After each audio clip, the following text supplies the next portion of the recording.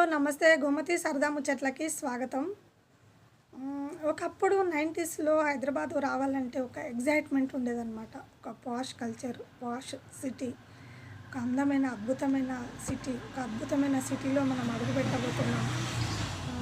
ఒక షాపింగ్ చేయబోతున్నాము, ఒక ఫంక్షన్‌కి వెళ్ళబోతున్నాము, ఒక మంచి రిలేటివ్స్ దగ్గరికి పోతున్నాం అని చెప్పేసి ఆ ఇంటి దగ్గర ప్రయాణం స్టార్ట్ చేసినప్పటి నుండి, జర్నీ స్టార్ట్ చేసినప్పటి నుండి సిటీలో అడుగుపెట్టేంత వరకు ఒక మంచి ఫీలింగ్‌తోని, ఒక మంచి ఒక అద్భుతమైన మహానగరంలో మనం అడుగు పెట్టబోతున్నామని చెప్పేసి ఒక ఎగ్జైట్‌మెంట్ ఉండేదన్నమాట.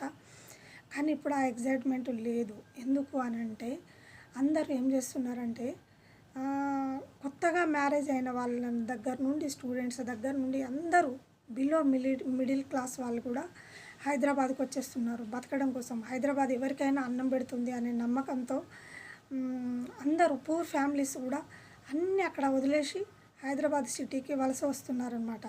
అందుకనే మనం అలాంటి పాష్ కల్చర్ను, ఒకప్పటి 90స్‌లో ఉన్న పాష్ కల్చర్ని చూడలేకపోతున్నాము. టెక్నికల్గా ఎంత ముందున్నప్పటికీ కల్చర్ విషయానికి వస్తే చాలా డల్ అనే చెప్పుకోవాలి.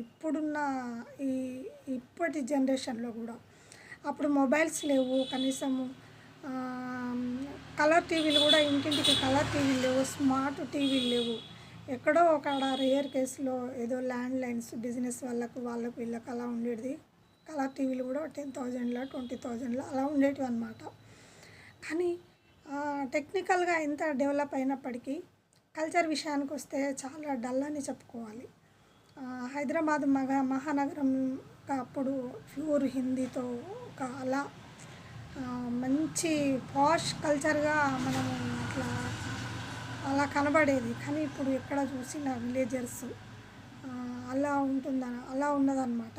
ఈ హైదరాబాద్కి వస్తే ఏదో నార్మల్ సిటీకి వెళ్ళిన ఫీలింగే వస్తుంది, కానీ ఒక అద్భుతమైన మహానగరంలో ఉన్నామనే విషయాన్ని కూడా మనం మర్చిపోయే పరిస్థితి ఏర్పడిందనమాట. Thank you for watching.